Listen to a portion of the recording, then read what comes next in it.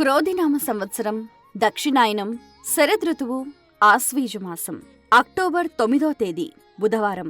తిథి శుక్లపక్ష షష్ఠి, మధ్యాహ్నం 12:16 వరకు. నక్షత్రం మూల. గురువారం తెల్లవారుజాము 5:15 వరకు. వర్జ్యం రాత్రి 3:34 నుండి తెల్లవారుజాము 5:15 వరకు.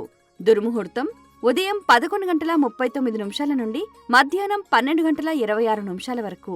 శుభ సమయం రాత్రి 10:32 నుండి రాత్రి 12:13 వరకు.